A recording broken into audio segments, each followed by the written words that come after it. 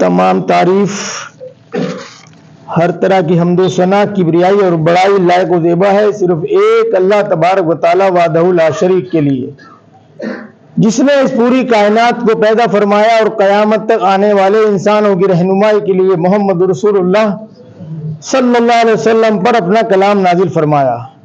ऐ अल्लाह, तू अपने बंदे और रसूल मोहम्मद सल्लल्लाहु अलैहि वसल्लम पर, आपके असहाब पर, आपके मुत्तबईन पर और जो लोग क़यामत तक आएंगे और आप सल्लल्लाहु अलैहि वसल्लम की इत्तिबा करेंगे उन सब पर बेशुमार रहमतें नाजिल फरमा। आमीन या रब्बल आलमीन।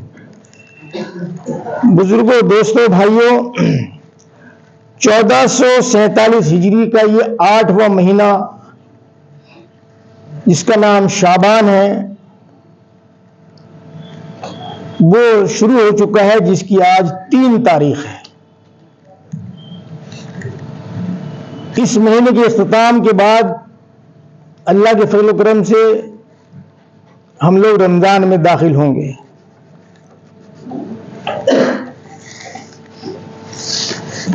आज के खुतबे जुमा में हालात हाजरा के मौजू पर बात है। इस वक्त जो कुछ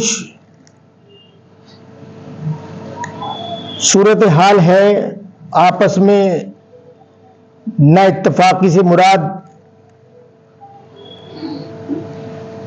जिस वतन में हम रहते हैं उसके बिरादरान वतन कुछ लोग वो मुट्ठी भर लोग हैं इस तरह के, जो लोग इतनी बड़ी अक़लियत को नजरअंदाज करना चाहते हैं।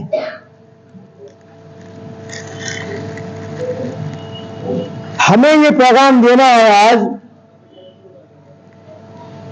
इस मिंबर रसूल सल्लल्लाहु अलैहि वसल्लम से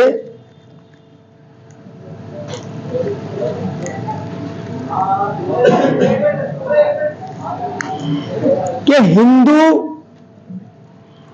मुसलमान, सिख, ईसाई, बौद्ध, जैन या जो भी और मजहब इख्तियार जिसके पास है, जो करता है या कर रहा है, वो सब जितने मज़ाहिब के मानने वाले हैं हिंदुस्तान में, वो सब एक कौम है, एक कौम। ये कुरान, इसमें सूरह अल-आराफ की आयत नंबर 61, 61, 67, 79 और 85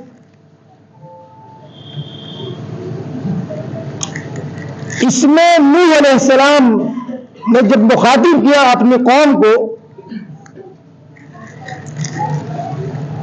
तो उन्होंने कहा, ऐ बिरादरान कौम। अब इसमें सब है और यही अल्फाज नूह अलैहिस्सलाम के अलावा अलग अलग पैगंबरों ने अपने वक्त में इस्तेमाल किए, जिनका हवाला मैंने आपको आयत नंबर के हिसाब से दिया।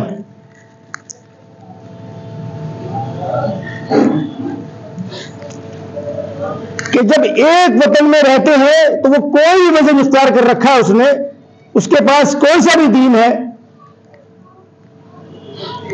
लेकिन वतन के एतबार से वो सब एक कौम है।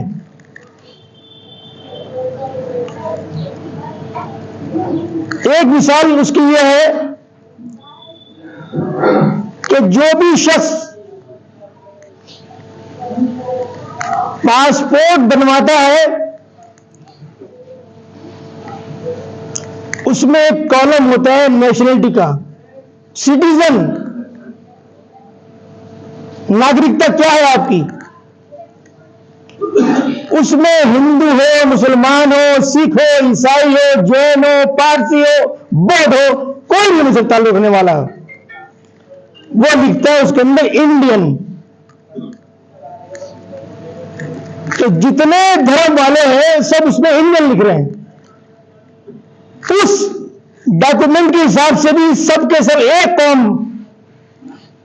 और कुरान हमें बता रहा है कि सब वो एक कौम है, जिसका वतन एक है वो उसी कौम में कहलाएगा। इसलिए हमें ये पूरा हक है इस बात को कहने का कि हिंदू और मुस्लिम दोनों एक कौम है, एक बिरादरान वतन है।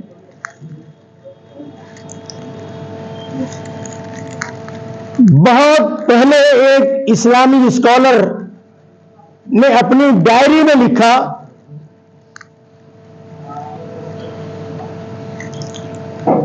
कि अगर मेरे मुल्क का यानी हिंदुस्तान का किसी दूसरे मुल्क से, और वो दूसरा मुल्क भी अगर मुस्लिम है, उससे अगर टकराव हो जाए, आमना सामना हो जाए,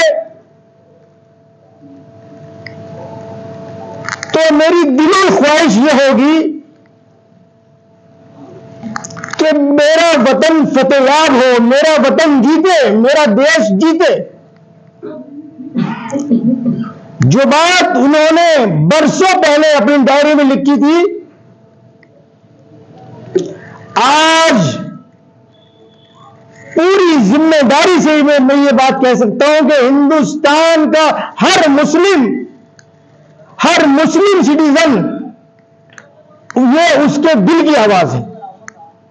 वो कभी नहीं चाहता कि मेरा मुल्क किसी दूसरे से नाकाम हो, नाकामी मिले, ऐसा नहीं चाहता। वो फतेह चाहता है।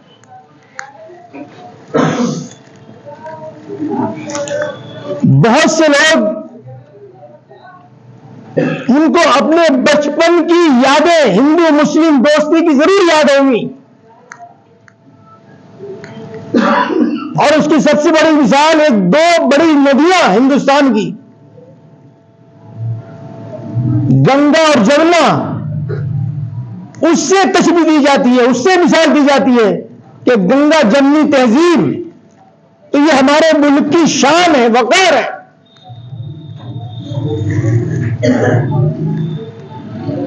तो अब मुट्ठी भर लोगों की अगर फिक्र नेगेटिव है, तो हम सब का, जब मैं कह रहा हूं हम सब का, तो उसमें हम भी शामिल हैं और हमारे बिरादरान वतन वो भी शामिल है इसमें। उन लोगों के अलावा वो इसमें आगे बढ़कर हिस्सा लें, आपस में मेल जोल बढ़ाएं, एक दूसरे के दुख दर्द और खुशी के मौके पर शामिल हो। यही आज की जरूरत है। हमें खुद से इस पैगाम को दूसरों तक पहुंचाना चाहिए। अल्लाह ताला से दुआ है कि अल्लाह तबारक व तआला हमें सबको सही सूझबूझ अता फरमाए। आमीन या रब्बुल आलमीन। व आखिर दावाना अल्हम्दुलिल्लाहि रब्बिल आलमीन।